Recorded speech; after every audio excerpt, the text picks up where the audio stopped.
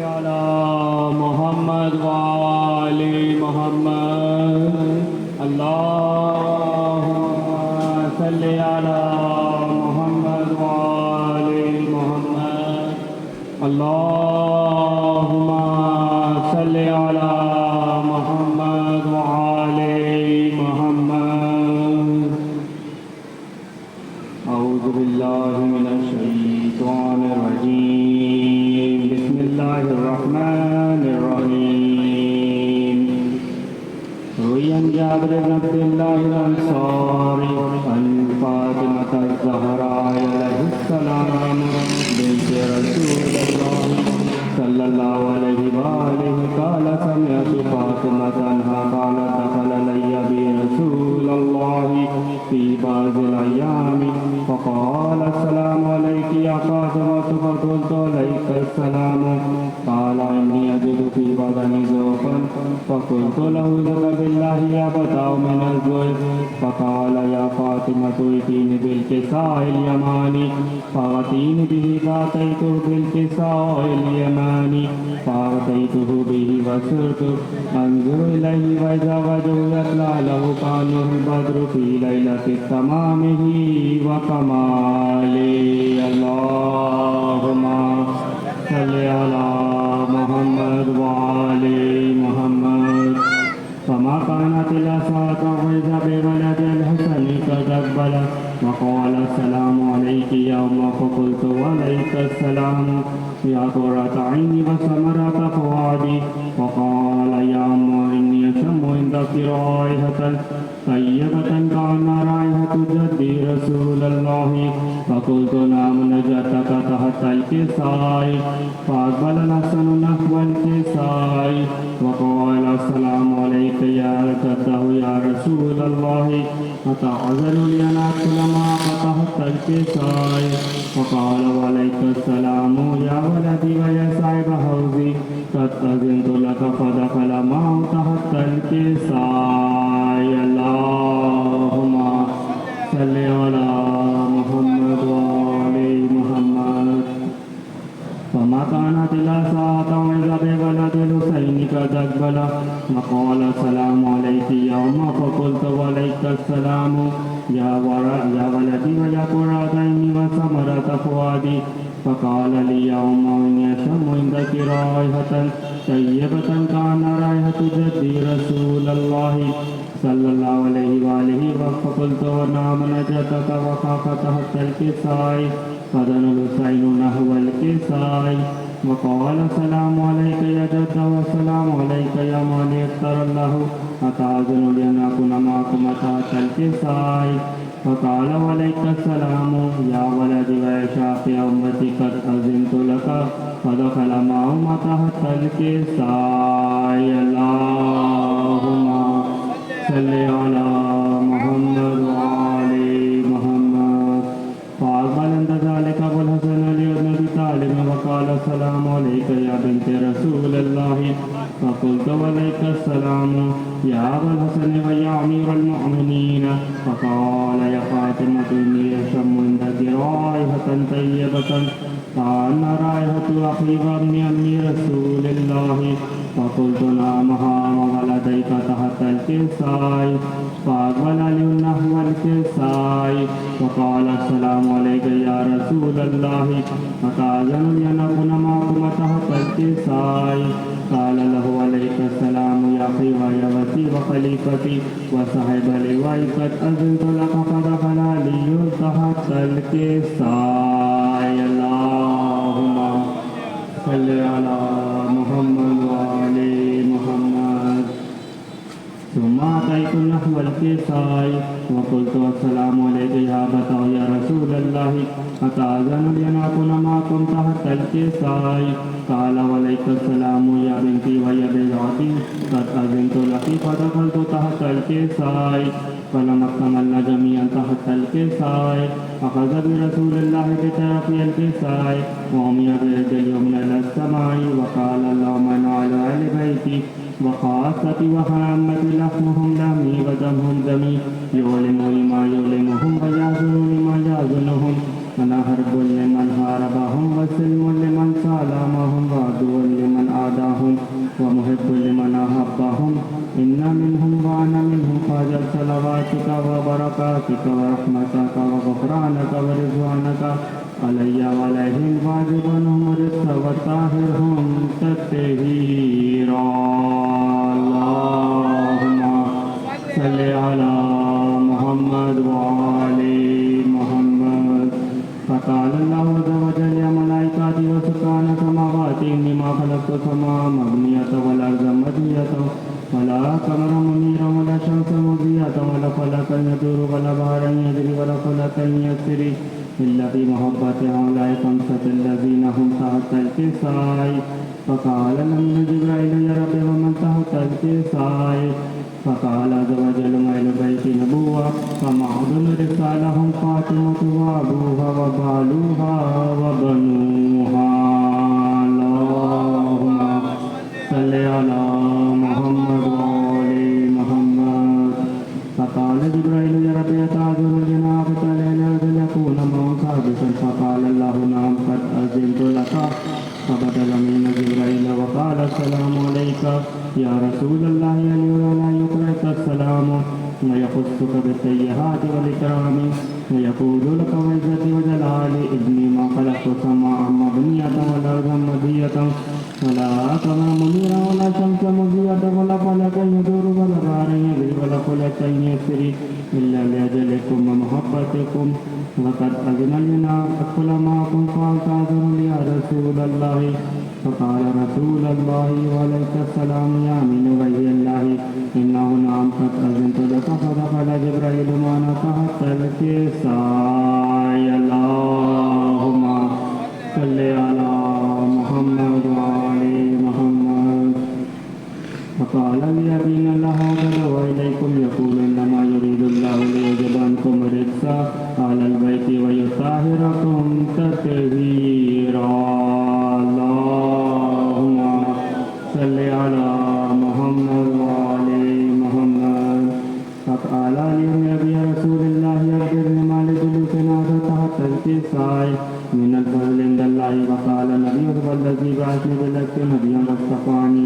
برسالة نبيا ما ذكر خبر هذا في مأخذ من مأخذ أهل الأرض ليكون معهم ثابتا فقال الله نعم قد أذنت لك فدخل جبرائيل معنا تحت الكساء وفي جمع من شيعتنا ومحبين إلا ونزلت عليهم رحمة وحفت بهم الملائكة واستغفرت لهم ليتفرق فقال علي والله خذنا وقال شيعتنا ورب الكعبة فقال نبي ثاني يا علي والذي بعثني بالحق نبيا واصطفاني برسالة نبيا ما ذكر خبر هذا في محفل من محفل أهل الأرض ليكون معهم حادثة وفي جمع من شيعتنا ومحبين وفيهم مخموما لو خرج الله همه ولا مغم لو كشف الله همه ولا طالب حاجة لو قضى الله حاجته فقال علي الله خذنا كذلك شيعتنا فاز وسود في الدنيا والآخرة ورب الكعبة اللهم صل على محمد وآل محمد اللهم صل على محمد وآل محمد اللهم صل على محمد وآل محمد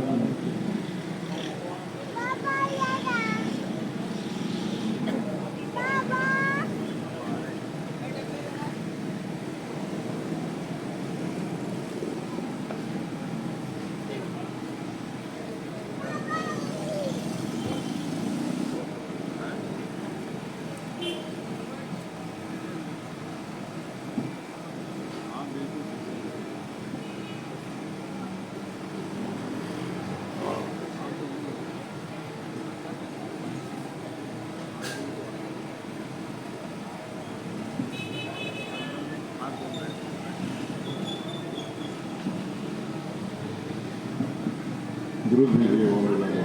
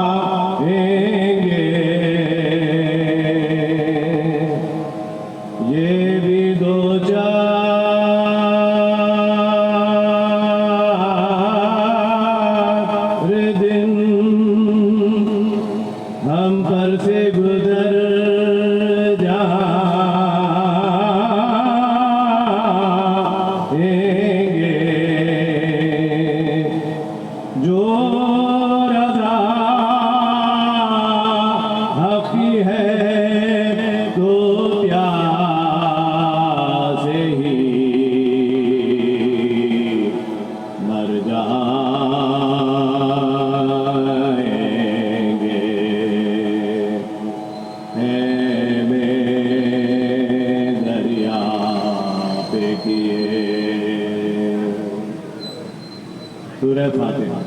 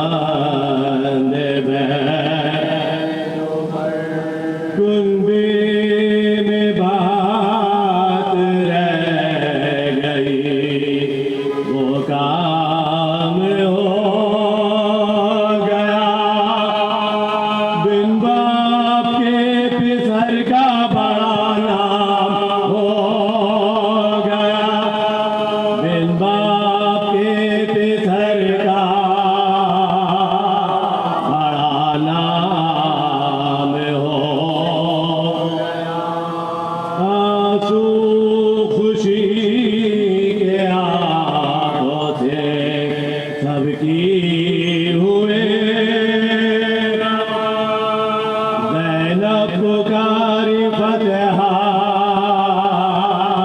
मुबारक हो भाबीजा जीता तुम्हारे लाल ने ये जीता तुम्हारे लाल ने जनबा मशहूर था सिपाहगरी में ये पैर मशहूर था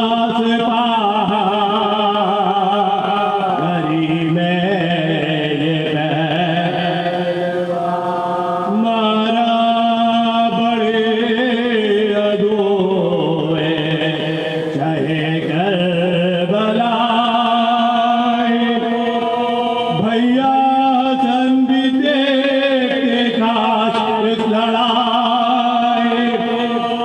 भैया हसन भी देखते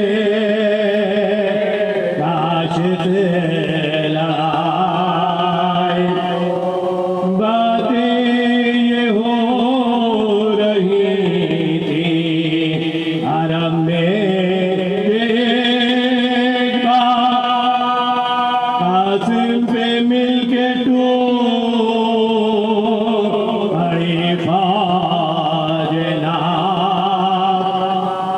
सिमटे इधर उधर से हजारों दबो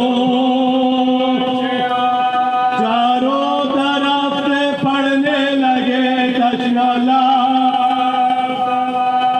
चारों तरफ से पड़ने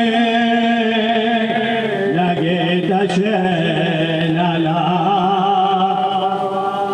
हर बेलिए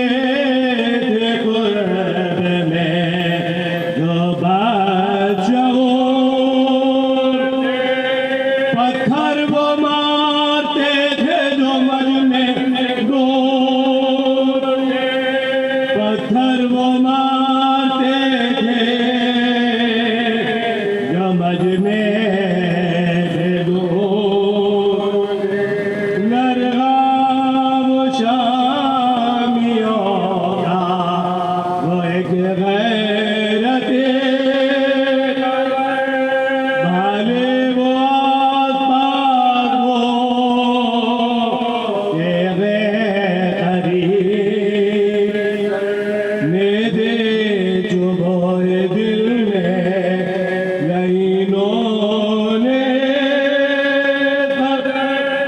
चप्पर के लोने हार का टुकड़े चप्पर के लोने हार का टुकड़े हुआ तीरों से छना हुआ तंगुल बदन का कासिम का जिस्म धागे जनाजा कासिम का जिस्म धागे जनाजा गिरते ही खाक पर जो हुआ गश्व में पौधे अगू में फतह के बाजों का गुल माने सदा सुनी को ये दिल थाम कर मेरी कमाई ने लगी शुक्र के मेरी कमाई ने लगी शुक्र के बच्चे पर मेरे मोर हुई दुलजला लो बीबियों बारात चढ़ी मेरे लाल लो बीबियों बारात चढ़ी मेरे लाल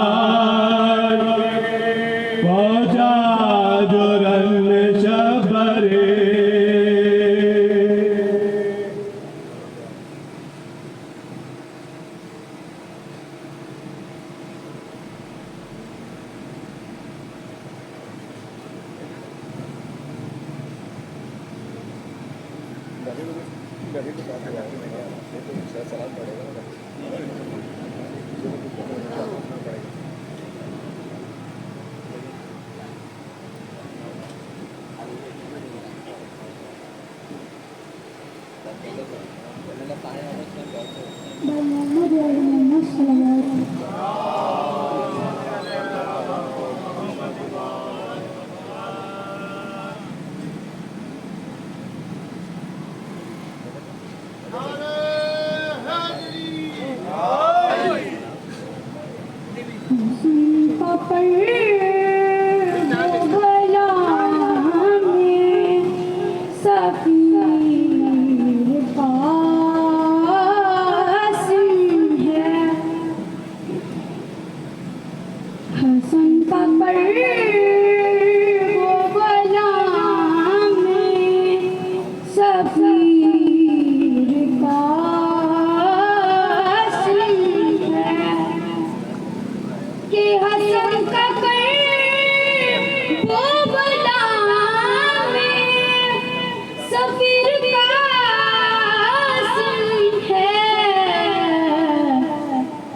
جلال مال کے یوم غدیر کا حسن ہے حسن کا وہ بلا میں سفیر کا حسن ہے کہ علی حسن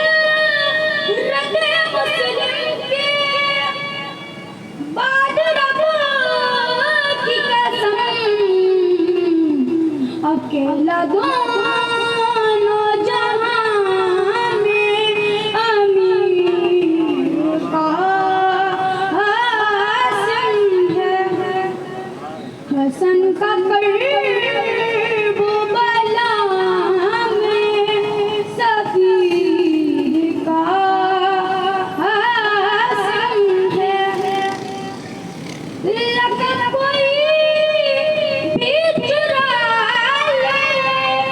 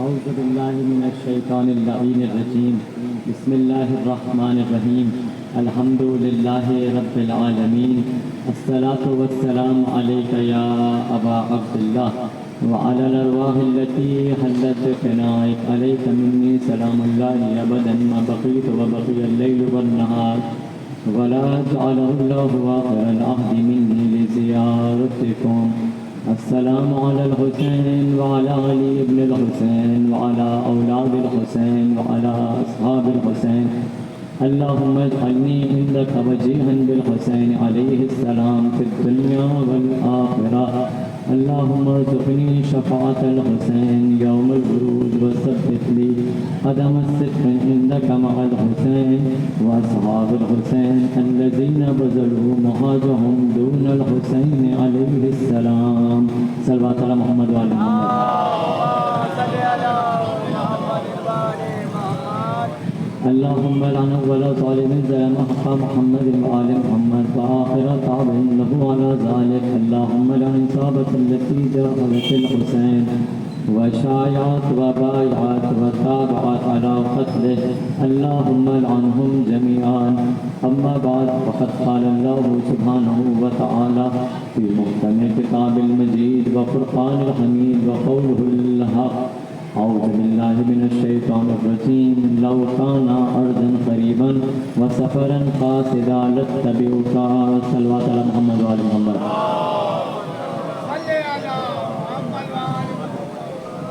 آپ لوگ تھوڑا آگے آگے تشریف لے آئیں جو لطف کا سہارا لیتے ہوئے صلوات بھیجے محمد وآل محمد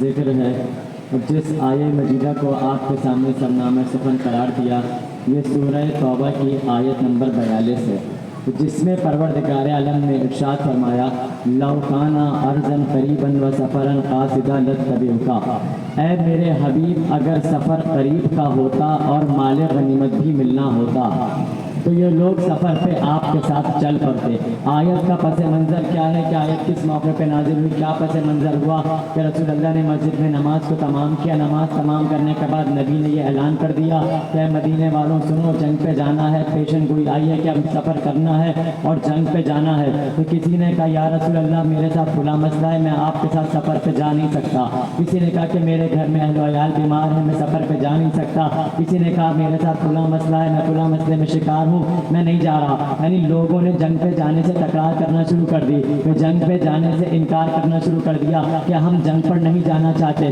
یعنی لوگوں نے الگ الگ بہانے تلاش کیے جنگ پہ نہ جانے کی وجہ سے کہ ہم جنگ پہ تاکہ نہ جا سکیں آیت ایسے میں آ گئی کہ لو کانا ارضاً قریباً و سفراً قاصدا لاتبعوک اللہ کہہ رہا ہے اے میرے حبیب ان کو بتلا دو کہ اگر سفر قریب کا ہوتا اور مال غنیمت بھی ملنا ہوتا کیا بات دو باتیں اللہ نے بیان کی کہ پہلی بات تو یہ کہ قریب کا سفر ہو اور دوسری بات کہ مال غنیمت بھی ملنا ہو تو یہ لوگ سفر پہ آپ کے ساتھ چلتے یعنی اگر سفر قریب کا نہ ہو تو یہ آپ کے ساتھ نہیں جائیں گے مال غنیمت نہ ملے تو یہ آپ کے ساتھ نہیں جائیں گے یعنی رسول کے ساتھ بھی 2 سوٹوں پہ چلیں گے اگر سفر قریب کا ہو اور مال غنیمت بھی ملنا ہو تب صحابی رسول اللہ کے ساتھ چلیں گے اسی کے برعکس قدم قدم پہ حسین بتاتے بھی رہے سفر بھی دور کا ہے مال غنیمت بھی نہیں ملے گا پھر بھی حسین کے ساتھ ہی ساتھ جا رہے ہیں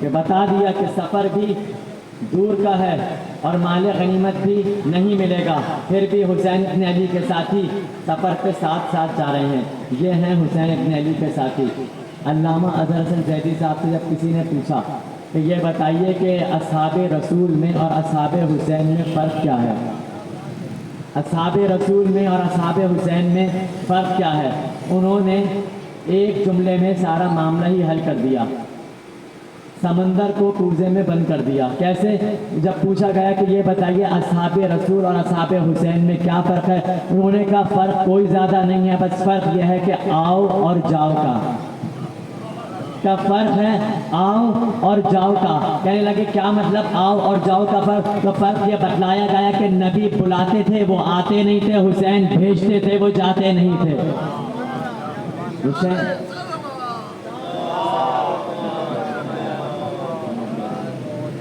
کا نبی بلاتے تھے وہ آتے نہیں تھے، مولا حسین بھیجتے تھے وہ جاتے نہیں تھے۔ اور کیفیت کیا ہے امام حسین کے ساتھیوں کی کہ امام حسین نے چراغ بجھا دیا اور چراغ بجھا کر کہا کہ جو جانا چاہتا ہے چلا جائے، جنت کی ضمانت میں دیتا ہوں۔ کوئی جانے کو تیار نہیں۔ امام نے کہا جانا چاہتے ہو چلے جاؤ، یہ میرے دشمن ہیں، یہ تمہارے دشمن نہیں ہیں۔ سب نے اپنی اپنی تلواریں اٹھائیں، اپنی گردنوں پہ رکھیں، تلواریں اپنی گردنوں پہ رکھیں۔ رکھنے کے بعد کیا کہنے لگے؟ مولا ہم اپنا سر تن سے جدا کر دیں گے مگر آپ کا دامن نہیں چھوڑیں گے۔ یہ معرفت ہے کہ ہم اپنا سر تن سے جدا کر لیں گے، آپ کا دامن نہیں چھوڑیں گے، ہم آپ کا ساتھ نہیں چھوڑیں گے۔ یعنی سارے مطمئن بیٹھے۔ امام نے فرمایا کہ کل سب کے زخم پہ زخم لگیں گے، کل تلواریں چلیں گی، کل نیزے لگیں گے، کل تم میں سے ایک بھی زندہ نہیں بچے گا، زخموں سے سب چور ہو جاؤ گے۔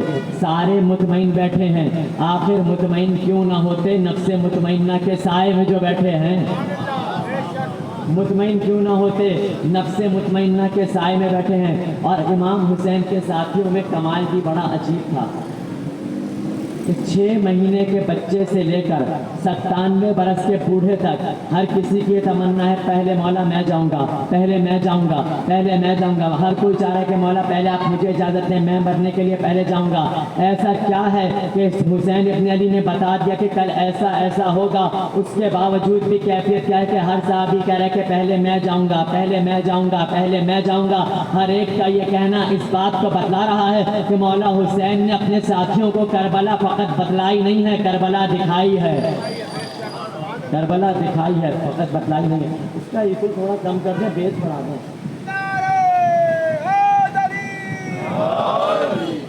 امام نے اپنے ساتھیوں کو کربلا بتلائی نہیں ہے، کربلا صرف دکھلائی ہے، کربلا دکھلائی ہے۔ تبھی تو یہ کیفیت ہے۔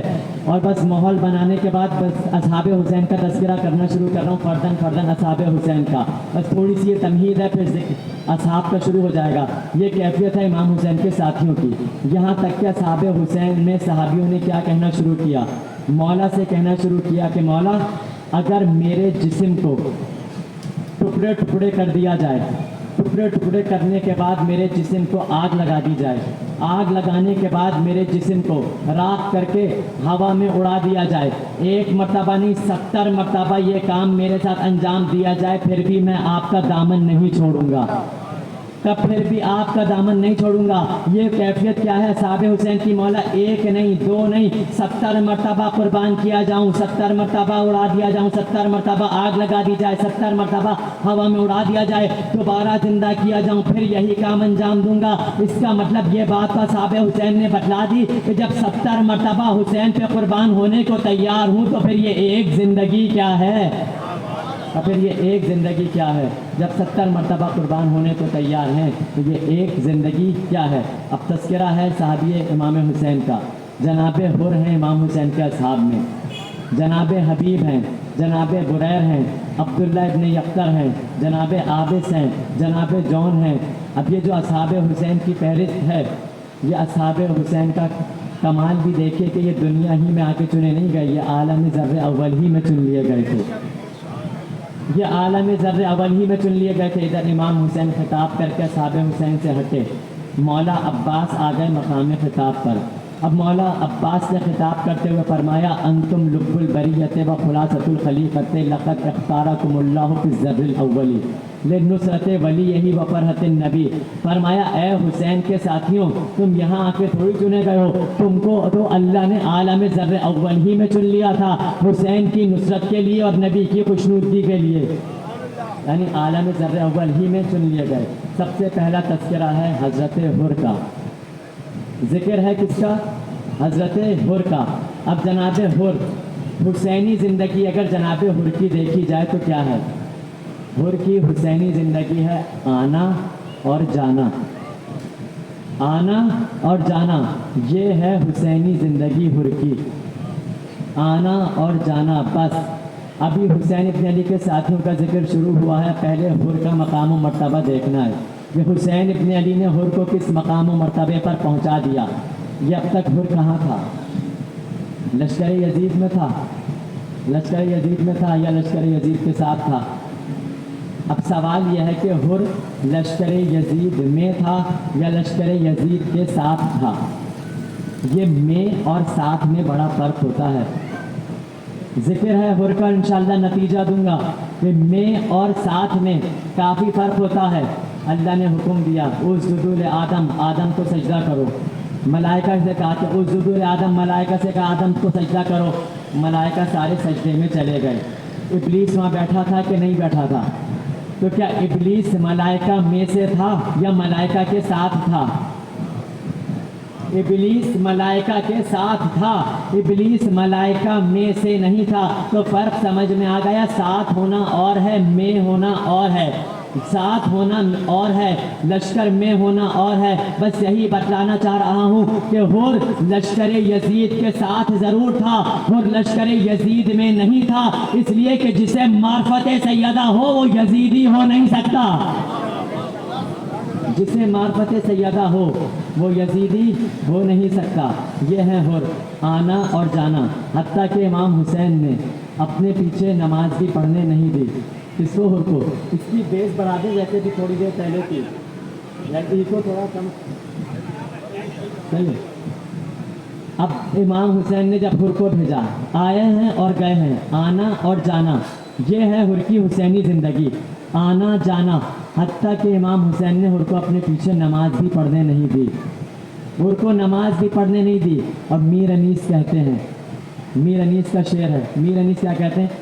نارے دوزخ سے جو آزاد کیا حر کو خدا نے، نارے دوزخ سے جو آزاد کیا حر کو خدا نے، کھلوا دیے فردوس کے در عقدہ کشا نے. اعلیٰ کیا ادنا کو بزرگوں کی دعا نے، اعلیٰ کیا ادنا کو بزرگوں کی دعا نے. سر زانوں پہ رکھا امام دو سرا نے، سب جن کے طلبگار تھے جنت میں وہ در تھا. حوران جنا گرد تھی بیچ میں حر تھا. حوران جنا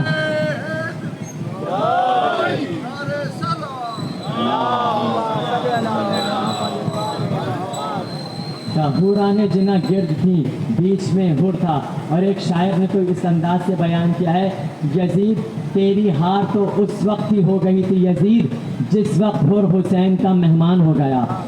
تیری ہار اس وقت ہی ہو گئی تھی یزید جس وقت حر حسین کا مہمان ہو گیا. اور رہ کر نبی کے ساتھ وہ رضی اللہ بن نہ سکے، حر 2 منٹ میں صاحب ایمان ہو گیا. حر 2 منٹ میں صاحب ایمان ہو گیا. حتیٰ کہ مولا حسین نے حر کو اپنے پیچھے نماز بھی پڑھنے نہیں دی. آیا ہے اور گیا ہے. اتنی کم سن زندگی ہے حر کی حسینی. مولا نے اپنے پیچھے نماز پڑھنے نہیں دی. مولا جب آیا ہے تو ایک نماز اپنے پیچھے پڑھنے دیتے. مولا نے نماز پڑھنے نہیں دی اپنے پیچھے. آیا ہے اور میدان میں بھیج دیا. مولا بتلانا کیا چاہ رہے ہیں؟ خصائص حسینیہ کتاب کا نام ہے. اس میں ان علامہ جعفر شوستری نے یہ لکھا کہ اگر حسین حر کے پیچھے، اگر حر حسین کے پیچھے 2 رکعت نماز پڑھ لیتا تو زمانے والے کہتے کہ حر کو اس نماز نے بچایا تھا جو حسین کے پیچھے پڑھ لی تھی. تو حر کو تو علیہ السلام ہونا تھا کیونکہ 2 رکعت جو حسین کے پیچھے پڑھ کے آیا. تو انہوں نے لکھا کہ حر کو نماز نے نہیں بچایا. مولا حسین نے حر کو فوراً بھیج دیا کہ میدان جنگ میں جہاد کے لیے. حر آیا ہے اور گیا ہے، اپنے پیچھے نماز پڑھنے نہیں دی. مولا حسین نے بتلا دیا کہ حر کو عبادتوں نے نہیں بچایا، حسین کے نقش کرم نے بچایا ہے. حسین کے نقش کرم پہ حر بخشا گیا ہے. یہ ہے پہلے صحابی حر. اور جب حر زین سے گرے، لشکر نے پکار کے کہا اے حر ابھی بھی وقت ہے، واپس پلٹ جا. اے حر ابھی بھی موقع دیتے ہیں، واپس پلٹ جا. حر نے تلوار کو کھینچا. علامہ مجلسی نے بحر الانوار میں لکھا، انہوں نے کیا کہا کہ جب حر لڑتے لڑتے زین سے گر گیا تو دشمنوں نے پکار کے کہا اے حر موقع دیتے ہیں، واپس ہماری طرف آ جا. حر نے تلوار کھینچ کے کہا سنو میں اپنے گھوڑے سے گرا ہوں، اپنے شجرے سے نہیں گرا ہوں. کہا میں اپنے گھوڑے سے گرا ہوں، اپنے شجرے سے نہیں گرا. تو یہ پہلے صحابی کا ذکر تھا حر. دوسرے صحابی ہیں صحابہ حسین میں جناب جون. اب یہ جناب جون کون ہے؟ یہ جناب ابوذر کے غلام ہیں. غلام تھے جناب ابوذر کے. جناب ابوذر مولا علی کے غلام، یعنی غلام کے بھی غلام. اب آئے کہنے لگے کہ مولا میں آپ کے ساتھ جہاد کرنا چاہتا ہوں. تو مولا نے اتنا کہا کہ آپ تو غلام کے بھی غلام ہیں، کہا کہ آپ کو ہم اذن نہیں دیں گے، ورنہ زمانہ کہے گا کہ حسین نے غلاموں سے جنگ کروا دی۔ امام حسین نے اجازت نہیں دی۔ جناب جون نے ایک جملہ کہا، اور کیا جملہ کہتے ہوئے گئے؟ جناب جون کی آنکھوں سے آنسو جاری ہوئے، اور جاری ہوتے ہوئے آنسوؤں کے ساتھ کہنے لگے، ہاں مولا، آپ کا خون پاک و طاہر خون ہے، میرے پسینے سے بدبو آتی ہے، آپ کیوں چاہیں گے کہ میرا خون آپ کے خون کے ساتھ شامل ہو جائے؟ یہ کہہ کے جون واپس چلے۔ چند قدم ہی چلے تھے کہ مولا نے آواز دے کر کہا، جون ذرا واپس پلٹنا۔ جون واپس پلٹے۔ اب جیسے ہی جون واپس آئے تو امام نے کہا کہ جون کیا کہتے ہو کہ تمہارے پسینے سے بدبو آتی ہے؟ آج کے بعد مشک و عنبر کے تاجر دور دور سے تمہاری خوشبو سونگھنے نہ آئے، مجھے حسین نہ کہنا۔ ایسی خوشبو امام حسین نے جون کو عطا کر دی۔ امام نے کہا کہ اچھا ایسی بات ہے، محضر نامہ منگوایا گیا۔ اب جیسے ہی محضر نامہ لائے، محضر نامے کو امام حسین نے دیکھا، اس لسٹ میں جناب جون کا نام نہیں تھا، فہرست میں جون کا نام نہیں تھا۔ امام نے اپنے قلم سے جون کا نام اس فہرست میں شامل کرنا شروع کر دیا۔ ایک بات تو امام حسین نے بتلا دی کہ اگر عشق اور معرفت بڑھ جائے تو تعداد میں اضافہ ہو سکتا ہے، تعداد میں اضافہ ہو سکتا ہے۔ اور پھر کیا مقام و مرتبہ عطا کر دیا مولا حسین نے جناب جون کو۔ مصائب کی روایت ہے لیکن مقام و مرتبہ ہے جناب جون کا اس میں کہ جناب رسول اللہ فرماتے ہیں، خواب میں آئے جناب ام سلمہ کے، ہاتھ میں ایک شیشی ہے، اس میں خون جمع ہے، کس کا؟ حسین اور حسین کے ساتھیوں کا۔ اسی شیشی میں جناب امام حسین کا خون بھی ہے، اسی میں امام حسین کے ساتھیوں کا خون بھی ہے، اسی میں جناب علی اکبر کا خون بھی ہے، جناب قاسم کا خون بھی ہے۔ شیشی ایک ہی ہے، دو شیشیاں نہیں ہیں کہ حسین ابن علی کا خون ایک طرف ہو، باقی ساتھیوں کا خون ایک طرف ہو، دونوں کا خون ایک ہی شیشی میں موجود ہے۔ اصحاب حسین کا خون بھی اور حسین ابن علی کا خون بھی ایک ہی شیشی میں موجود ہے، دونوں کا خون ایک ہی شیشی میں موجود ہے۔ کیا تفصیل ہے حسین ابن علی کے لہو کی کہ جنہوں نے جناب جون کے لہو کو بھی جوہر بنا دیا۔ یہ ہیں جناب جون۔ پھر ایک اور صحابی ہیں جناب عبداللہ ابن یقطر۔ اب یہ کون تھے؟ یہ صحابی رسول میں بھی موجود تھے، اصحاب رسول میں بھی ان کا شمار ہوتا ہے، اور یہ اصحاب حسین میں بھی آتے ہیں، رسول اللہ کے صحابی بھی تھے۔ اب جناب مسلم جب کوفہ میں تھے، ان کی شہادت کی خبر نہیں آئی تو امام حسین نے جناب عبداللہ ابن یقطر کو کوفہ روانہ کیا اور کہا کہ جائیے عبداللہ ابن یقطر، مسلم ابن عقیل کی کوئی خبر لے کر آئیے۔ اب ادھر جناب عبداللہ ابن یقطر روانہ ہو گئے۔ اب جب روانہ ہو چکے، مقام ثعلبیہ پر جب امام حسین پہنچے تو ان کو جناب مسلم کی شہادت کی خبر ملی۔ اب جناب عبداللہ ابن یقطر تو جا چکے تھے، اب چلے گئے، اب بلاتے کیسے؟ اب کوفہ میں آ گئے۔ اب ابن یقطر جب کوفہ پہنچے، کوفہ میں گرفتار کر لیے گئے، گرفتار کر کے ابن زیاد کے دربار میں لائے گئے۔ لوگوں نے کہا ابن زیاد ذرا ہلکے میں آ، نبی کا صحابی بھی ہے یہ۔ ابن زیاد نے کہا اچھا۔ تو اس نے کہا کہ ابن یقطر، میں تمہیں زندگی دے دوں گا، تمہیں موت نہیں دوں گا، میں تمہیں ماروں گا نہیں، قتل نہیں کروں گا، ایک شرط پہ۔ کیا کون سی شرط؟ تاکہ بس تمہیں کام یہ کرنا ہے کہ علی اور حسین سے اعلان برات کرنا ہے۔ کیا کہا؟ حسین اور علی سے اعلان برات کر دو، میں تمہیں بخش دوں گا، تمہاری جان کو بخش دوں گا، تمہیں میں قتل نہیں کروں گا۔ اب ہیں بھی امام حسین کے ساتھی، اور امام حسین اپنے ساتھیوں کے بارے میں کہہ جو کہ انی لم عالم و اصحاب خیری من اصحابی، میں اپنے اصحاب سے زیادہ بہتر کوئی اصحاب جانتا ہی نہیں ہوں۔ یعنی حسین ابن علی کے ساتھی وہ ہیں کہ جو تمام شہداء میں، تمام اصحاب میں سب سے افضل ہیں، یعنی رسول اللہ کے اصحاب سے بھی افضل ہیں، امیر المومنین کے اصحاب سے بھی افضل ہیں، کس کے؟ اصحاب حسین، یہ ہے سب سے افضل۔ اب امام حسین کا صحابی ہے، مقام و مرتبہ تو بلند ہوگا۔ اب کہنے لگے اچھا تو نے کہا کہ میں علی اور حسین سے اعلان برات کر دوں، تو مجھے بخش دے گا؟ اس نے کہا ہاں بخش دوں گا۔ کہا ٹھیک ہے، ایک لوگ تو تھوڑے ہیں، کہا تو پورے کوفہ میں منادی کرا دے، پورا مجمع جمع کر دے، جب تو مجمع جمع کر دے گا میں اعلان برات کرنے کو تیار ہوں۔ اب تو ابن زیاد اور خوش ہو گیا، اب تک تو ہم اجرت پہ بلاتے تھے، یہ تو بغیر اجرت پہ ہی راضی ہو گیا۔ اب وہ خوش ہو گیا کہ ٹھیک ہے چلو، اس نے خوشی خوشی پورے کوفہ میں اعلان کرا دیا، تو جاؤ کوفہ میں یہ اعلان کر دو اب پورے کوفہ میں منادی دی گئی، اعلان ہو گیا کہ بھائی سارے جمع ہو جائیں۔ اب پورے کوفہ والے جمع ہو گئے۔ اب عبداللہ ابن یقطر کو امارہ کی بلندی پہ لے جایا گیا۔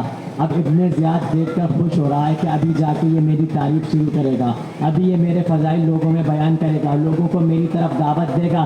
ادھر دل میں ابن زیاد یہ سوچ رہا تھا، ادھر جناب ابن یقطر دارا کی بلندی پہ جاتے ہوئے ابن زیاد کو دیکھتے ہوئے دل میں کہہ رہے تھے دیکھ ابن زیاد تیرے ساتھ ہونے کیا جا رہا ہے، کہہ رہے تھے دیکھ ابن زیاد اب تیرے ساتھ ہونے کیا جا رہا ہے۔ اب جیسے ہی بلندی پہ آئے، اب جناب عبداللہ ابن یقطر نے بلندی پر آ کر اعلان کرنا شروع کیا، اے کوفہ والوں، میں صحابی رسول عبداللہ ابن یقطر ہوں، جو جانتا ہے وہ جانتا ہے، جو نہیں جانتا وہ پہچان لے، میں رسول اللہ کا صحابی ہوں، اور میں تم سے یہ کہنے آیا ہوں کہ حسین ابن علی کی نصرت کرنا تم پر واجب ہے، حسین کی نصرت کرنا تم پر فرض ہے۔ اور پھر ایک مرتبہ حقیرانہ نگاہ سے ابن زیاد کو دیکھا، اور ابن زیاد کو دیکھ کر کہا، اے لوگوں، یہ ابن زیاد جو ہے یہ سمیہ کا بیٹا ہے، یہ بد لحاظ کا بیٹا ہے، یہ ابن مرجانہ ہے، یہ ایک باپ کی اولاد نہیں ہے۔ بس اتنا کہنا تھا، ایک بکراہٹ مچ گئی، ابن یقطر کو بلندی سے دھکا دیا گیا۔ جیسے جناب ابن یقطر کو دھکا دیا گیا، حقیرانہ نگاہ سے ابن زیاد کو دیکھ کر کہا، جا ابن زیاد، قیامت تک کے لیے لعنت کو تیرا مقدر بنا دیا، کہا قیامت تک کے لیے لعنت کو تیرا مقدر بنا دیا۔ یہ تھے جناب عبداللہ ابن یقطر۔ اب ایک صحابی ہیں جناب بریر، معلم قرآن تھے، قرآن کے معلم۔ اب ان کا کام کیا تھا؟ امام حسین کے ساتھیوں میں موجود ہیں، کھڑے ہیں سامنے، مقابل پہ آ گیا یزید ابن معقل، آ گیا، پشت پہ کھڑے ہیں جناب بریر کی مولا حسین، مولا حسین ہے پشت پہ، سامنے کھڑا ہے یزید ابن معقل، درمیان میں ہے جناب بریر۔ اس نے کہا، بریر اپنا دین بتاؤ، تمہارا دین کیا ہے؟ جناب بریر نے جیسے ہی سنا، ایک مرتبہ پیچھے مڑے، مولا حسین کو دیکھا، اور پھر یزید ابن معقل کو دیکھ کر کہا، حسین دیکھ کر بھی مجھ سے میرا دین پوچھ رہا ہے۔ کہنے لگے کہ حسین دیکھ کر بھی مجھ سے میرا دین پوچھ رہا ہے۔ اب یہ دین ہے کہ اگر آپ سے کوئی پوچھے یہ دین کیا ہے تو آپ کہیں گے لا الہ الا اللہ، محمد رسول اللہ، علی ولی اللہ، نماز، روزہ، حج، زکوٰۃ، خمس، جہاد، امر بالمعروف، نہی عن المنکر، تولا، تبرع، قرآن، ایمان، مطلب ایک ایک چیز گنواتے جائیں گے تو یہ تمام کی تمام چیزیں ہوتی ہیں دین۔ یہ تمام کی تمام چیزیں اگر سمٹ جائیں تو دین بنتا ہے، یہ تمام کی تمام چیزیں سمٹے تو دین بنتا ہے، اور اگر بکھرے تو کہیں نماز کی صورت نظر آتی ہے، کہیں روزے کی صورت نظر آتی ہے، کہیں حج کی صورت نظر آتی ہے، یعنی بکھرے تو یہ اجزاء بنتے ہیں، سمٹے تو دین بنتا ہے۔ اور بریر نے کہا کہ حسین دیکھ کر بھی مجھ سے میرا دین پوچھ رہا ہے۔ رہتی قیامت تک کے جناب بریر نے فیصلہ کر دیا کہ دین اگر وجود میں ڈھل جائے تو حسین ابن علی بنا کرتا ہے، کہ دین اگر وجود میں ڈھل جائے تو ذات حسین ابن علی بنتی ہے۔ یہ ہے بریر، تاکہ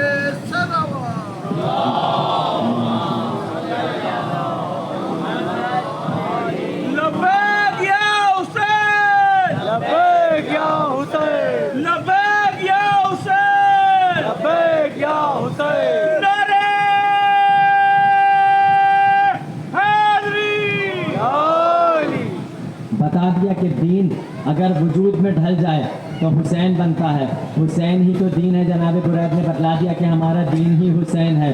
اب حسین دین ہونے کا مطلب کیا ہے کہ لا الہ الا اللہ بھی ان کے در سے ملے گی، محمد رسول اللہ بھی ان کے در سے ملے گا، علی ولی اللہ بھی ادھر سے ملے گا، نمازیں بھی یہیں سے، روزے بھی، حج بھی، سارا کا سارا دین جہاں سے ملے گا وہ دین حسین ابن علی ہیں۔ دین کی جڑ کون ہے؟ حسین ابن علی۔ یہ تھے جناب بریر۔ اب ایک صحابی اور ہیں جن کا نام ہے جناب عابس بن شبیب شاکری۔ اب ان کی معرفت تو اور آگے کی تھی۔ معرفت کتنی تھی؟ عابس کی بہت زیادہ معرفت تھی۔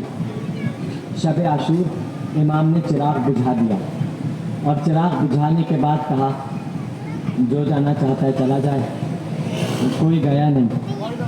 جب امام نے چراغ کو روشن کیا، اب جناب عابس چلے اور امام حسین کے خیمے کے پاس آئے اور کہنے لگے مولا میں آپ سے ایک سوال پوچھنا چاہتا ہوں۔ کہا کہ پوچھو عابس، شب عاشور ہے اور عابس سوال کر رہے ہیں۔ امام نے کہا پوچھو کیا سوال ہے؟ کہا مولا میں آپ کی حقیقت جاننا چاہتا ہوں، میں آپ کے حقیقی فضائل سننا چاہتا ہوں۔ امام نے سر سے لے کر پیر تک عابس کو دیکھا، اور عابس کو دیکھ کر کہا عابس جو تو مانگ رہا ہے نا اس کا انجام دیوانگی ہے، کہا اس کا انجام دیوانگی ہے، کہا کہ یہ تو نہیں برداشت کر سکتا۔ کہنے لگا مولا میں سننا چاہتا ہوں۔ امام نے کہا کہ تو برداشت ہی نہیں کر سکتا۔ اب حسین یہ کہہ دے کہ تو برداشت نہیں کر سکتا، اس کا مطلب پھر برداشت سے ہی باہر ہے۔ امام نے نہیں بتایا، اداس ہو کے خیمے سے نکلا، امام حسین کے خیمے کے دروازے سے نکلا اور امام حسین کے دروازے تک آ گیا، نہیں پہنچے۔ امام حسین کے خیمے کے دروازے سے نکلا اور باب الحسین تک آ گیا، مولا عباس کے پاس آ گیا اور آیا۔ مولا عباس نے کہا عابس کیا ہوا، پریشان ہو؟ کہا ہاں مولا حسین کے پاس گیا تھا، جو مانگا تھا امام حسین سے ملا ہی نہیں۔ کہا عابس ممکن نہیں ہے کہ حسین کی بارگاہ سے خالی آ جاؤ۔ کہا بتاؤ مانگ کیا لیا تھا؟ کہا کہ میں نے مانگ لیا تھا کہ مولا میں آپ کے حقیقی فضائل سننا چاہتا ہوں۔ امام نے جیسے حضرت عباس نے دیکھا کہا کہ تو حسین کے حقیقی فضائل سننا چاہتا ہے؟ کہا یہ بشر کی بس کی بات ہی نہیں ہے کہ وہ حسین کے فضائل کو سن سکے۔ کہا مولا پھر بھی؟ مولا عباس نے کہا اچھا ایک فارمولہ تمہیں دے دیتا ہوں، کہا جاؤ امام حسین سے جا کے کہنا کہ آپ کو آپ کی ماں فاطمہ زہرا کا واسطہ مجھے بتا دیجئے۔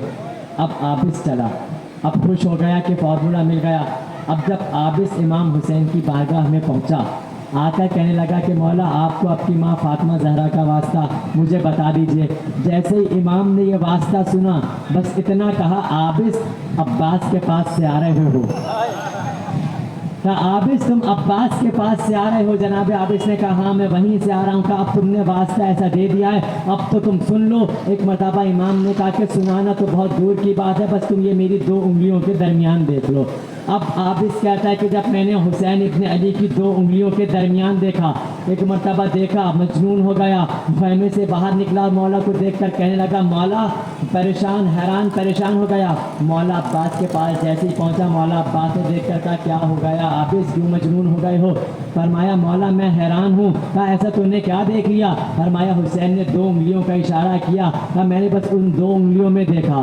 اب عابس سے جب عباس نے پوچھا اے عباس بتا حسین کی 2 انگلیوں میں تو نے کیا دیکھ لیا؟ تو کہنے لگا کہ میں نے حسین کی 2 انگلیوں میں دیکھا کہ پوری کائنات حسین کی مٹھی میں بند ہے۔ اللہ اکبر، یا رسول اللہ۔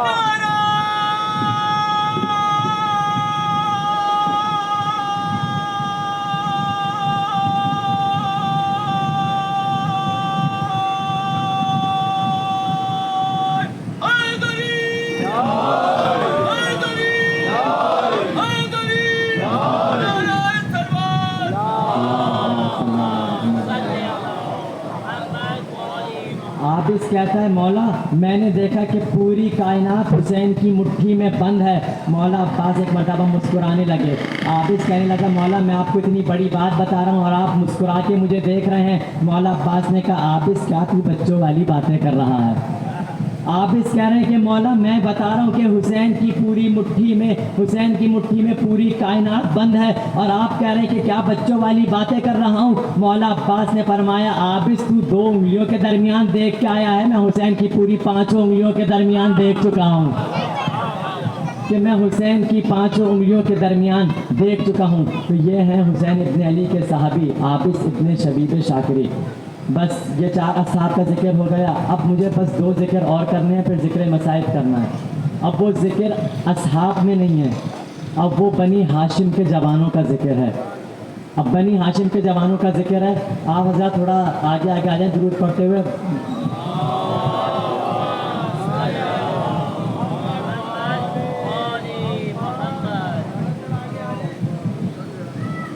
ایک اور سلوات بھیج دیں محمد والے محمد۔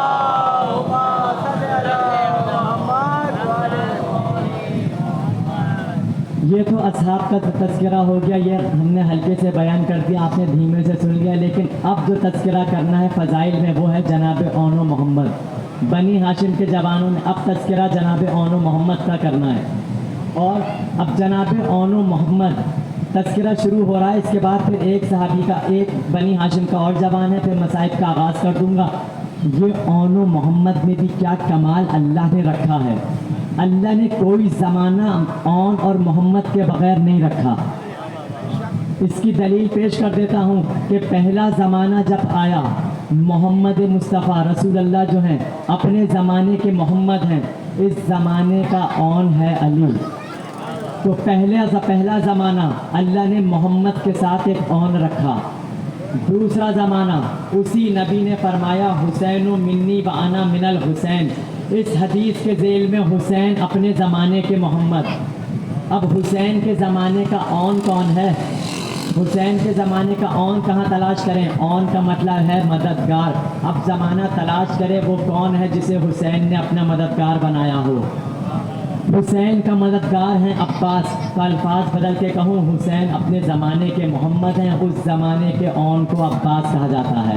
تو یہ دو زمانے ہو گئے، اون اور محمد۔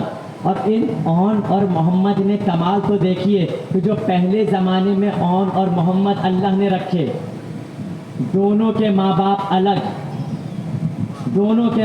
الگ، جو دوسرے زمانے کے اون اور محمد رکھے دونوں کی ماں الگ باپ ایک۔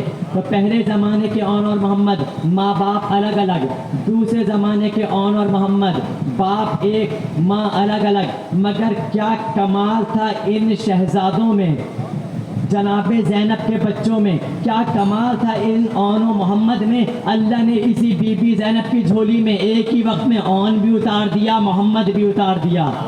اس بی بی کی جھولی میں ایک ہی وقت میں اللہ نے اون بھی دے دیا، محمد بھی دے دیا۔ اب مجھے کیا خبر جناب اون و محمد نے آ کے میدان میں کس طرح سے حملہ کیا ہو، اب ہمیں کیا پتہ کہ جناب اون و محمد کی شجاعت کیا تھی، ہم کو نہیں پتہ۔ اگر میر انیس کی زبان نہ ہوتی، میر انیس بیان کر رہے ہیں، اون و محمد کی کہانی ہے، میر انیس کی زبانی ہے۔ اب میر انیس بیان کر رہے ہیں جناب اون و محمد نے کس طرح حملہ کیا۔ اب آئے جناب عباس کے شاگرد ہیں، دونوں شاگرد ہیں ابوالفضل عباس کے، آئے دونوں شہزادے۔ جب شاگرد کوئی بڑا کام کرنے جاتا ہے تو استاد کے قدموں پہ ہاتھ رکھ کے دعا لے کر جاتا ہے، استاد کے قدموں پہ ہاتھ رکھ کے دعا لے کے جاتا ہے۔ اب دونوں شہزادوں نے عباس کے قدموں پہ ہاتھ رکھا اور دعا لی کہ ماموں جان اجازت ہے، مولا عباس نے کہا اجازت ہے۔ اب دونوں شہزادے چلے۔ میر انیس کہہ رہے ہیں گفتگو ہو رہی ہے اون و محمد کی ابوالفضل عباس کے درمیان۔ ان کی گفتگو کو میر انیس نے بیان کیا۔ جناب اون کہتے ہیں کیا شمر کا شمار مارا گر تو کیا، کیا شمر کا شمار مارا گر تو کیا، تاجے ذریعے عمر سعد اتارا گر تو کیا، تاجے ذریعے عمر سعد اتارا گر تو کیا، وہ جنو انس مار کا آرا گر تو کیا، وہ جنو انس مار کا آرا گر تو کیا، اور چھینا گر فرات کا کنارہ گر تو کیا، چھینا گر فرات کا کنارہ گر تو کیا۔ اب پانچواں اور چھٹا مصرع بڑے کمال کا ہے۔ کیا شمر کا شمار مارا گر تو کیا، تاجے ذریعے عمر سعد اتارا تو کیا، وہ جنو انس مار کا آرا گر تو کیا، اور چھینا فرات کا کنارہ گر تو کیا۔ کیا تخت سلطنت ہے امیر پلید کا، کیا تخت سلطنت ہے امیر پلید کا، ماموں کہے تو ملک الٹ دوں یزید کا۔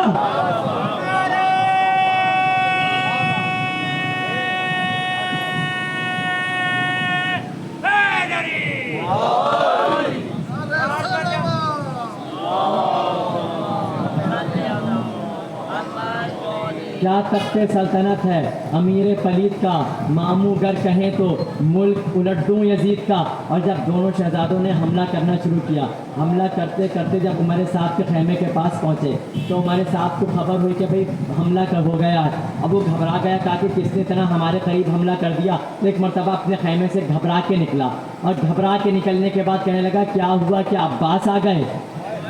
کہا کیا ہوا کہ عباس آ گئے؟ کہا نہیں۔ تو کیا حسین آ گئے؟ کہا نہ تو عباس آئے ہیں نہ حسین آئے ہیں۔ کہا پھر آیا کون ہے؟ کہا کہ اون و محمد آئے ہیں۔ کہا یہ اون و محمد کا حملہ ہے۔ اون و محمد کا نام سنا، اب یہ ایک مرتبہ اپنے خیمے سے نکل کے بھاگا۔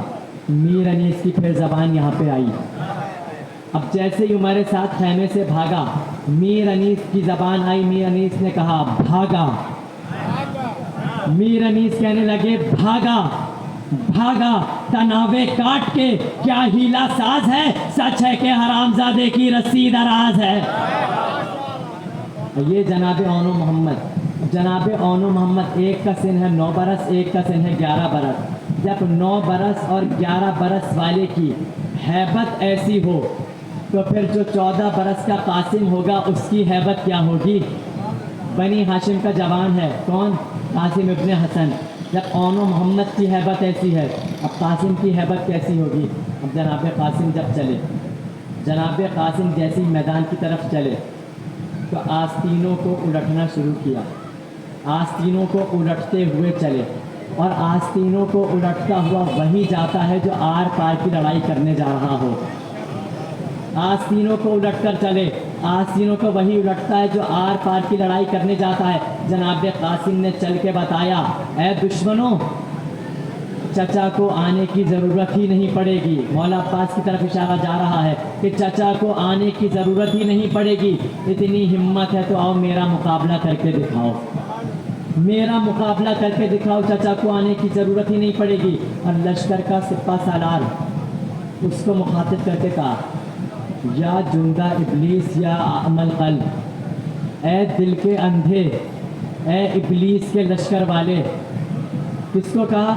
پسر صاحب کو کہا کہ اے ابلیس کے لشکر، پسر صاحب کو کہہ رہے ہیں۔ اچھا کسی سپاہی کو نہیں کہہ رہے، سپاہی کو اگر کہہ رہے ہوتے تو چلو سمجھ میں آتا کہ سپاہی ہے، لشکر کے سالار کو بول رہے ہیں، لشکر کا سالار کہ جس کی قیادت میں پورا لشکر چلتا ہو۔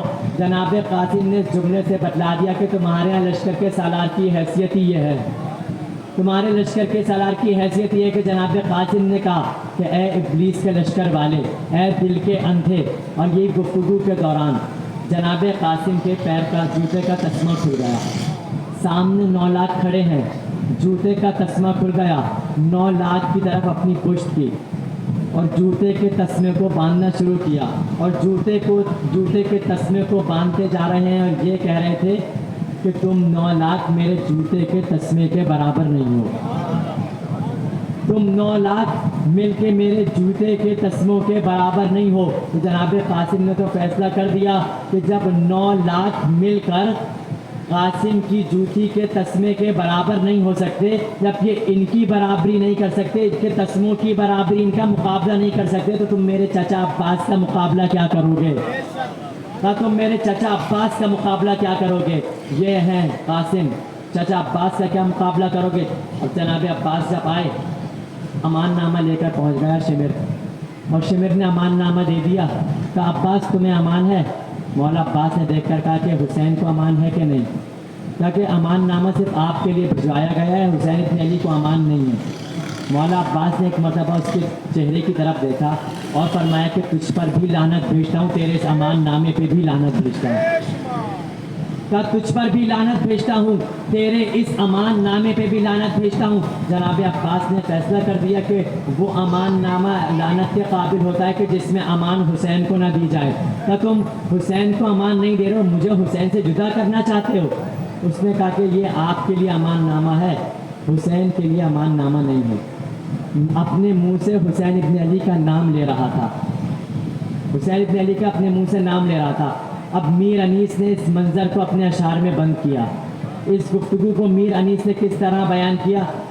بولا شمر فصاحت سے کیا حصول، بولا شمر فصاحت سے کیا حصول، بیعت انہیں نہیں، بیعت انہیں تو صلح نہیں ہم کو قبول، بولا شمر فصاحت سے کیا حصول، بیعت انہیں تو صلح نہیں ہم کو قبول۔ جب اس نے اتنا کہا نا، اب جناب عباس نے فرمایا، اب جناب عباس نے جو کہا وہ میر انیس فرماتے ہیں، شمر کو مخاطب کر کے جناب عباس نے فرمایا، غازی پکارے او نجس و مرتد و جہول، او نجس و مرتد و جہول، منہ سے نہ لیجیو نام جگر گوشہ بطول، سمجھا ہے کیا تو نے امام عراق و حجاز کو، بدی سے کھینچ لوں گا زبان دراز کو۔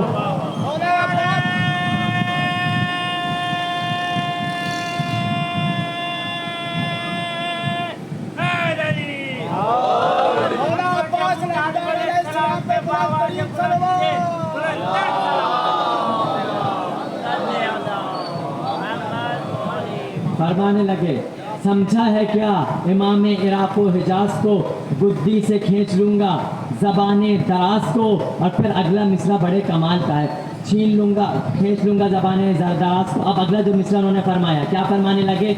کیا ہے تو اور کیا ہے تیرا وہ امیر شام، کیا ہے تو اور کیا ہے تیرا امیر شام، بادشاہ بھی کبھی کرتے ہیں بیعت غلام۔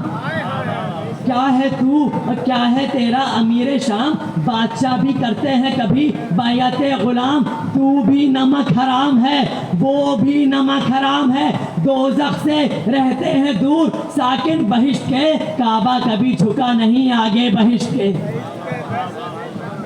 بس عزیزان محترم، 7 محرم الحرام امام حسن کے یتیم کا ماتم ہے۔ امام زمانہ فرماتے ہیں میرا سلام ہو اس جسم نازلین پر کہ جس کی داہنی جانب کی پسلیاں بائیں چلی گئیں، بائیں جانب کی پسلیاں دائیں جانب چلی گئیں۔ اور یہ بھی عجیب مقدر ہے جناب ام فروا کا کہ مدینے میں شوہر کے جگر کے ٹکڑے کٹ کٹ کے گرتے ہوئے دیکھے، کربلا کے بن میں بیٹے کے جسم کے ٹکڑے دیکھے۔ شب عاشور ہر ماں اپنے اپنے بچے کو تیار کر رہی تھی۔ جناب ام فروا جناب قاسم کو تیار کر رہی ہیں، کسی خیمے میں جناب زینب اون و محمد کو تیار کر رہی ہیں، کسی خیمے میں جناب لیلا جناب علی اکبر کو تیار کر رہی ہیں، اور ہر ماں اپنے اپنے لال سے یہ کہتی جا رہی تھی اے میرے لال کل حسین پہ قربان ہونا ہے، کل حسین پہ قربانی دینی ہے۔ کہتے ہیں کہ جناب ام فروا اپنے بیٹے سے کہہ رہی تھی اے میرے لال کل ایسی قربانی دینا کہ سب سے کمال کی قربانی تمہاری ہو، سب سے پہلے تم نے قربان ہونا ہے حسین ابن علی پر۔ بعید نہیں جناب قاسم نے کہا ہو اماں کل آپ قاسم کی قربانی دیکھیے گا، اماں ایسی قربانی دے گا قاسم کہ بابا کا جنازہ تو واپس گھر آ گیا تھا نا، اماں آپ کے بیٹے کا جنازہ بھی واپس نہیں آئے گا۔ اجرکم اللہ۔ شب عاشور گفتگو ہو رہی تھی جناب علی اکبر اور جناب عباس کے درمیان، اور گفتگو بھی کیا ہو رہی تھی کہ جناب علی اکبر نے کہا اے چچا عباس آپ کے جانے سے حسین کی کمر ٹوٹ جائے گی۔ جناب عباس نے کہا اکبر آپ کے جانے سے حسین کی آنکھوں کا نور چلا جائے گا، نہ آپ پہلے جائیے۔ علی اکبر نے کہا چچا نہ آپ پہلے جائیے۔ یہ گفتگو دونوں کی آپس میں ہو رہی تھی، جناب قاسم یہ گفتگو سن رہے تھے، سننے کے بعد کہنے لگے اے بھیا علی اکبر نہ تو پہلے آپ جائیے، اے چچا عباس نہ تو پہلے آپ جائیے، ایک کے جانے سے حسین کی آنکھوں کا نور چلا جائے گا، ایک کے جانے سے حسین کی کمر ٹوٹ جائے گی، تاکہ پہلے میں چلا جاتا ہوں کہ میرے جانے سے حسین کا کوئی نقصان تو نہیں ہوگا۔ بس یہ آواز امام حسین نے سن لی، ایک مرتبہ زور سے جناب قاسم کو سینے سے لگایا اور اتنا زیادہ روئے، اتنا گریہ کیا کہ روتے روتے حسین کو غش آ گیا، حسین کو غش آ گیا۔ خیام میں پانی موجود نہیں تھا، جب کسی کو غش سے افاقہ دلایا جاتا ہے تو اس کے چہرے پہ پانی ڈالا جاتا ہے، خیموں میں پانی نہیں تھا، اللہ جانے حسین کو کیسے افاقہ دلایا گیا ہوگا۔ جب یہ شب عاشور گفتگو ہوتی رہی، جناب قاسم نے بڑھ کے سوال کیا کہ اے چچا یہ بتائیے کیا کل کے شہید ہو جانے والوں میں کیا میرا نام شامل ہے؟ مولا نے فرمایا اے قاسم کل کے شہید ہو جانے والوں میں آپ اپنے نام کی بات کرتے ہیں، 6 مہینے کے علی اصغر کا نام بھی موجود ہے۔ جناب قاسم نے کہا وہ تو ابھی اتنے چھوٹے ہیں کہ وہ تو خود چل کر میدان میں بھی نہیں آ سکتے، کہا کیا یہ فوجیں بے حیا خیموں تک داخل ہو جائیں گی؟ اس وقت امام حسین نے دلاسا دے کر کہا اے میرے لال قاسم میں اصغر کو اپنے ہاتھوں پر لے کر آؤں گا، یہ فوجیں خیموں تک نہیں آئیں گی، میں اصغر کو میدان میں لے کر آؤں گا، میں ہاتھوں کو جوڑ کر کروں اے قاسم یہ ایک تصور آپ کو اتنا جلال میں لے آیا، ذرا شام غریبہ آ کے تو دیکھیے خیمے جل گئے، چادروں کو چھینا جا چکا، یہ فوجیں بے حیا خیموں تک داخل ہو گئی۔ اجرکم اللہ۔ آ گیا عاشور کا دن، جناب قاسم آئے اجازت کے لیے کہ مولا مجھے اجازت دے دیجیے۔ جب اجازت کے لیے آئے نا اجازت نہیں ملی، بہت کوشش کی، کئی مرتبہ آئے اجازت نہیں ملی۔ جب اجازت نہ مل رہی ہو نا تو آئے ایک مرتبہ آنکھوں سے آنسو جاری ہو گئے، کہا چچا جان آپ کیوں مجھ کو اجازت نہیں دیتے؟ فرمائے کہ تم میرے بھائی حسن کی نشانی ہو، میں تمہیں اجازت نہیں دے رہا۔ جب آئے اجازت نہ ملی، آنکھوں سے آنسو جاری ہو گئے، روتے ہوئے خیمے میں داخل ہوئے۔ جناب ام فروا نے دیکھا، کہا کہ اے قاسم کیا بات ہے، کیوں رو رہے ہو؟ کہا اماں ایک سوال پوچھنا چاہتا ہوں۔ فرمایا کہ پوچھو بیٹا۔ قاسم کیا سوال ہے؟ کہا اماں بس اتنا بتا دیجئے کہ یتیموں کی قربانی قبول نہیں ہوتی، حسین مجھے اجازت نہیں دے رہے۔ ایک مرتبہ بی بی نے کہا کہ آپ کے بابا نے کہا تھا جب مشکل وقت آ جائے اس وقت میں وہ تعویذ جو آپ کے بازو پہ بندہ ہے وہ تعویذ کو کھول لینا۔ اب جب وہ تعویذ کو کھولنے کا وقت آیا، اب جب تعویذ کو کھولا تو اس تعویذ میں لکھا ہوا تھا، اے میرے لال قاسم، کربلا میں تو نہیں ہوں گا، میری طرف سے حسین پہ اپنی جان کو قربان کر دینا۔ بس یہ تعویذ کھول کے پڑھنا تھا۔ جناب قاسم یہ تعویذ لے کے مولا حسین کے پاس آئے اور آ کر کہنے لگے چچا جان اب تو آپ بھی مجھ کو روکیں گے نہیں، تو اب تو آپ بھی مجھے نہیں روکیں گے۔ ایک مرتبہ تعویذ دیا، امام حسین نے تعویذ کو دیکھا، اپنی آنکھوں سے تعویذ کو لگایا، اپنے سینے سے تعویذ کو لگایا، اپنے بھائی کے تعویذ کو دیکھا۔ یہ تعویذ نہیں تھا، ایک وصیت نامہ تھا بھائی کا، بھائی کے نام۔ اس میں لکھا ہوا تھا، اے میرے بیٹے قاسم، حسین پر اپنی جان قربان کر دینا، کربلا میں تو نہیں ہوں گا۔ یہ دیکھنے کے بعد حسین نے کہا قاسم تم تو میرے امام کا حکم لے کر آ گئے، اب میں تم کو اجازت سے روک نہیں سکتا۔ کہا میں نے اجازت دے دی، اجازت مل گئی جناب قاسم کو۔ جناب ام فروا نے لباس نکالا، جناب قاسم کو دولہا کی طرح سجا دیا، ادھر جناب قاسم کو سجا دیا۔ جناب ام فروا نے قاسم کو سجا دیا، دولہا بنا دیا۔ اب جب زین پہ سوار ہونے لگے ایک مرتبہ زرہ لائی گئی، جناب قاسم کو جب زرہ پہنائی گئی تو کوئی زرہ جناب قاسم کے پوری نہیں آ رہی تھی، زرہ جناب قاسم پہ کوئی پوری آ ہی نہیں رہی تھی۔ اور زرہ کا کام یہ ہوتا ہے کہ اگر تیر چلیں تو زرہ کا کام ہوتا ہے آتے ہوئے تیروں کو روک لے، نیزے چلیں تو آتے ہوئے نیزے کو روک لے، اور زرہ کا کام یہ ہوتا ہے کہ گھوڑوں کی ٹاپوں کو روک لیا کرتی ہے۔ اب قاسم کے کوئی زرہ پوری آئی نہیں، ایک مرتبہ بغیر زرہ جناب قاسم زین پر سوار ہو گئے، اور سوار ہونے کے بعد جب مقتل میں جانے لگے نا، امام حسین نے جناب قاسم کا گریبان چاک کر دیا۔ عرب میں ہوتا یہ تھا کہ جب گریبان چاک کر دیا جاتا تھا تو لوگ سمجھتے تھے کہ جس کا گریبان چاک ہونا یہ یتیم ہے، یتیم حسن ہے۔ ایک مرتبہ گریبان چاک کر دیا، جناب قاسم میدان میں آئے، بڑھ بڑھ کے حملہ کیا، دشمنوں کو مار بھگایا، یہاں تک کہ دشمنوں نے کہا کہ بنی ہاشم کا جوان ہے، اس کو ایسے نہیں گھیر کے مارا جائے۔ اب جب چاروں طرف سے فوجوں نے گھیر لیا نا، ہر طرف سے حملہ ہونا شروع ہوا۔ بس جیسے ہی ہر طرف سے حملے پہ حملے ہونا شروع ہوئے، اب جناب قاسم زین پر سنبھل نہ سکے، جیسے زین پہ سنبھل نہ سکے، زین سے جیسے ہی گرے، ہر شہید جو گرتا تھا کوئی کہتا تھا مولا میری مدد کو آئیے، کوئی کہتا تھا چچا میری مدد کو آئیے، کوئی کہتا تھا ماموں میری مدد کو آئیے۔ جب قاسم زین سے گرے، بے ساختہ کہا اماں میں زین سے گر گیا، اور لکھنے والوں نے لکھا جب تک زین پر تھے قاسم تھے، لیکن جب زمین پہ گرے تو تقسیم ہو چکے تھے، اور ایسے تقسیم ہوئے کہ امام زمانہ فرماتے ہیں میرا سلام ہو کربلا کے اس شہید پر اس شہید پر جس کی دائیں جانب کی پسلیاں بائیں جانب چلی گئیں، بائیں جانب کی پسلیاں دائیں جانب چلی گئیں۔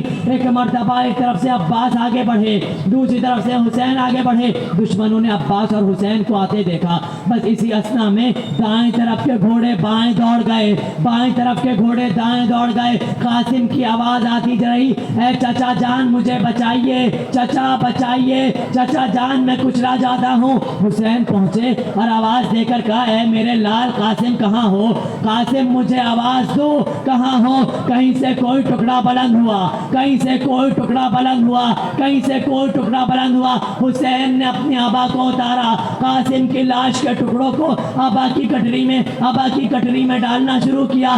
کربلا میں آج بھی مقام علی اکبر وہ مقام ہے کہ جس مقام پہ علی اکبر زین سے گرے، مقام علی اصغر مقام ہے کہ جس مقام پہ علی اصغر کے گلے پہ تیر لگا۔